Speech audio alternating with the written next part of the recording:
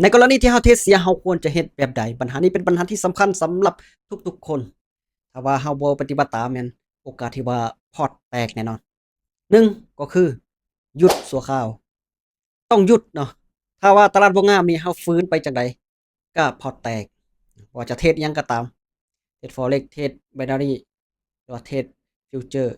แบบเดียวกันเลยต้องหยุดเบิ่งตลาดก่อนว่าตลาดนี้เฮาควรเทรดหรือบ่ถ้ามันอยู่ไซด์เวย์นี่ โอกาสที่ว่าพอร์ตแตกพร้อมสวิงเด้อารอถ้าให้มันเป็นขาขึ้นขาลงจั่งเราจะค่อยเทรด2ก็คือทบทวนแผนว่าเราไปตามแผนการบริหารทุนของเราแล้วบ่ไปตามออร์เดอร์ที่เราวางไว้แล้วบ่ไปจักออร์เดอร์หรือว่าตามเป้าหมายเราแล้วบ่เพราะฉะนั้นทบทวนเบิ่งแผนที่3ก็คือการหลุดไม้ที่ว่าใหญ่ลงมาเนาะหลุดไม้ใหญ่ลงมาถ้าเราไปไม้ใหญ่ก็ไปทีละน้อยลองเบิ่งก่อน เป็นการทบทวนบทเรียนคืนก่อนเนาะถ้าว่าไปไม่ใหญ่เกินไปนี่ก็โอกาสที่จะเสียเพิ่มไปเติมก็มีหลายอันดับที่4ก็คือยอมรับว่า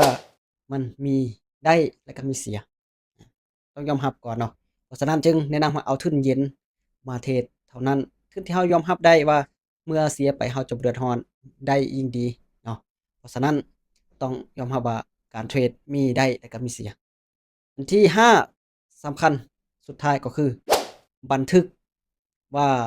เราเสียย้อนหยังย้อนหยังย้อนเราบ่มีการบริหารทุนบ่ย้อนออกออร์เดอร์ใหญ่เกินไปบ่